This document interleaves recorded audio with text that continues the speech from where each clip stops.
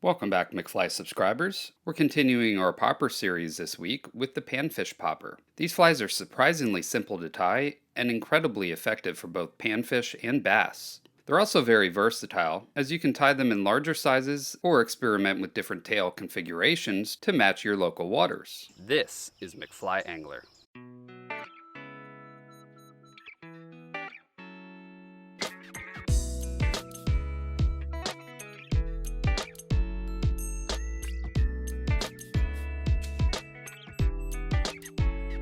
And it starts now.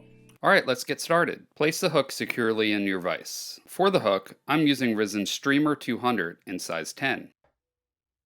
We'll also need some popper heads. I really like these double barrel poppers, and these are the extra small size. Of course, you can use larger sizes as well, but just make sure to pair them with the appropriate hook. To find the right hook size, hold the popper head up to the hook so the eye sticks slightly out the front. Then check where the rear of the popper sits in relation to the hook point. You want the back of the popper slightly forward of the hook point, as if it lines up or extends past the point, it can interfere with hook set. That's one reason we're using these longer hooks.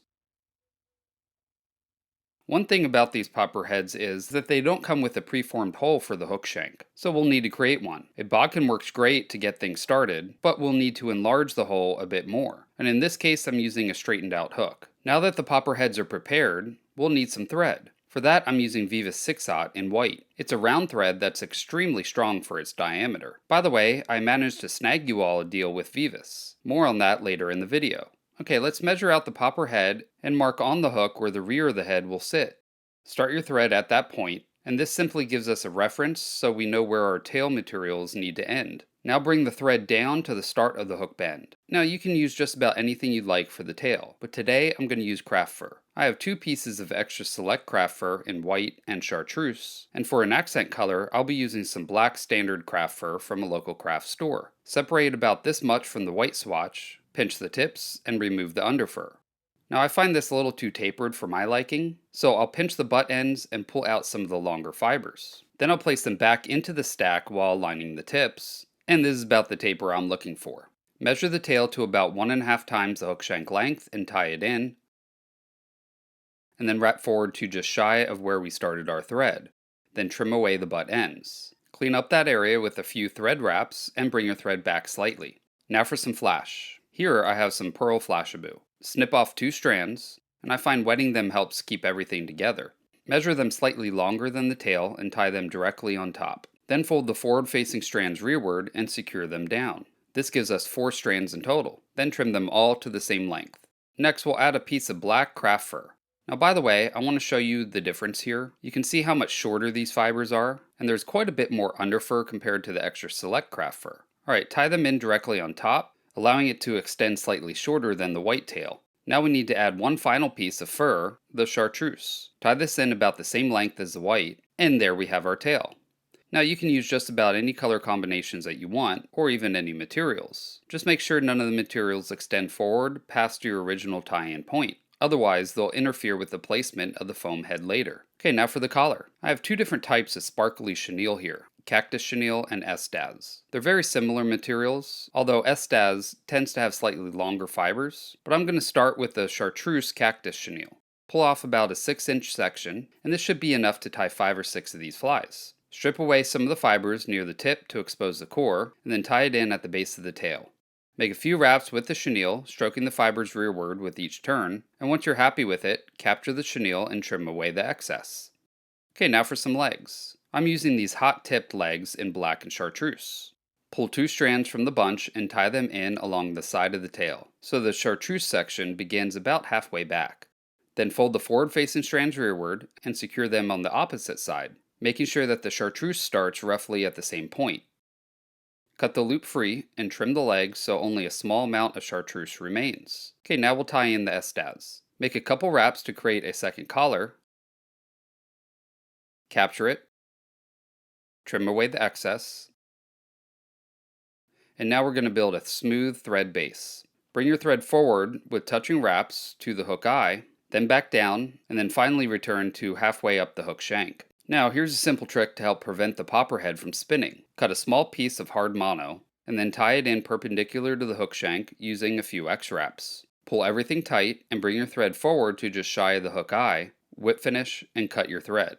Then trim the mono very short. Now it's time to glue the head into place. For that, I really like this gel super glue. The Loctite version has a nice precision tip, and these side triggers make it easy to dispense a small amount.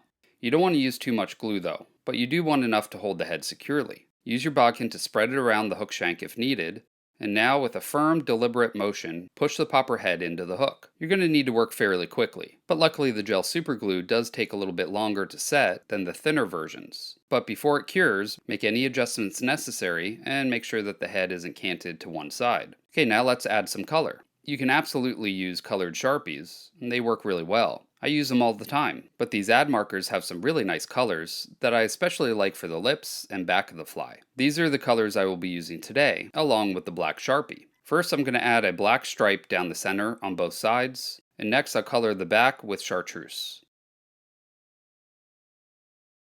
Then I'll darken the center section using olive, and finally, I'll add a darker olive stripe right down the middle.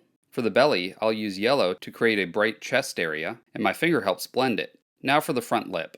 I'll use orange and make sure to cover both the outer edges and the entire cavity at the front of the popper. While that dries, let's add some eyes. These popper heads actually tell you what size to use. In this case, they call for 3mm eyes. And I'm using these 3mm fish skull living eyes in the ice color. I like to remove 2 of them and stick them to the back of my hand. It makes the next step easier. Plus, it lets you make a little face on your hand and talk to yourself. Or maybe that's just me.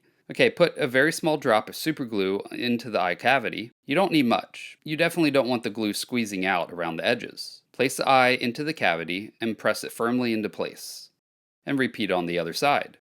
Now we need to let those marker colors dry completely, so set one aside and tie yourself another popper while you wait. Now it's time to seal everything and give the head a nice glossy finish. And this is some new material from Solarez called Top Coat 77. Honestly, this is the best product I've ever used for this application. It's an extremely thin, high gloss, flexible resin, and the bottle comes with a built-in applicator brush that makes it very easy to use. Apply a coat over the entire head, making sure to cover all the colored areas. You may need an extra dip or two to get enough material. And don't forget to coat the inside of the lip. Normally with other resins, I would place a small piece of lead wire in the hook eye to keep the resin from blocking it. But this stuff is so thin, and the brush is so easy to control, that I really haven't needed to do that, as it never seems to build up around the eye. Once the head is fully coated, slowly rotate the fly to prevent any sagging and keep the finish even, and then cure it with your UV light. I like to start with the light a little further away and slowly bring it closer. And be sure to shine the light inside the lip cavity as well. Now this cures incredibly fast compared to other thicker flexible resins that I've used in the past. In fact, it's already finished. The result is a completely tack-free finish with an extremely glossy appearance. And the flexibility is another huge benefit. It won't crack when the fish bite down on it, and you can compress the foam without any issues. Seriously, this is the best product I've ever used for coating popper heads, and I'm really excited that they came out with it. Alright, well there we go, the finished Panfish Popper. It wasn't too difficult, right? It is really a simple fly to tie, but it produces an amazing looking finished product. And all the materials we use today are synthetic, which makes it extremely durable. You don't have to worry nearly as much about the feathers or natural materials breaking loose. And these flies should withstand dozens, maybe even hundreds of strikes from little panfish. And if you've ever fished for sunfish, you know that they're basically little piranhas that can destroy flies in a hurry. Panfish absolutely love topwater flies. They just can't seem to resist them, especially when you give them a few strips and create a nice popping action. These heads spit water really well and create a ton of commotion on the surface, calling the fish up to investigate. And bass enjoy them too. You can also tie these much larger. Now this version here uses a popper head one size bigger along with a size 8 hook. And the heads are available in even larger sizes, making them a great option for bigger bass flies. You can also experiment with different color schemes, like this sexy shad version, or change up the tail completely, like this yellow and black version that uses only rubber legs. So get creative with them. Paint them however you'd like, and customize them for the fish and forage in your local waters. Well, we're now 2 flies in this popper series.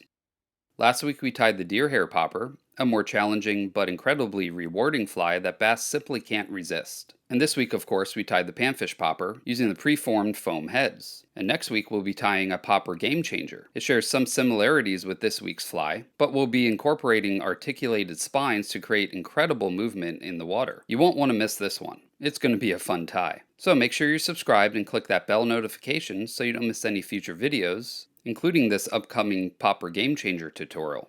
By the way, those fly boxes you saw earlier are the same fly boxes that I sell. They have plenty of room for larger flies like streamers and poppers without crushing the materials, and because they're made entirely from foam, they'll actually float if you accidentally drop one in the water, which means you won't lose all your flies if you're as clumsy as I am. Now I'll put a link to my Amazon storefront in the description if you want to check them out. And I also have some hats and a few other fly boxes available there as well. As promised, here's that Vivas deal. Their VIP program is $99, and that gets you 10% off of everything. Also a $120 gift card and a free shirt. And if you use my link below, they'll even throw in a free bobbin holder as well. Or if you don't want the VIP, you can still get 10% off just by using that link. Also, check out my sponsor Risen Fly. They made the hooks I use today, but also make some awesome fly rods and other gear at amazing prices. They're offering you all 15% off your first order. Just use that code McFly at checkout to get the discount. Thank you all so much for watching. If you enjoyed this video, let me know by clicking the like button, and please share these videos with all your fishing friends. I will see you on the next video. Now you go catch some fish.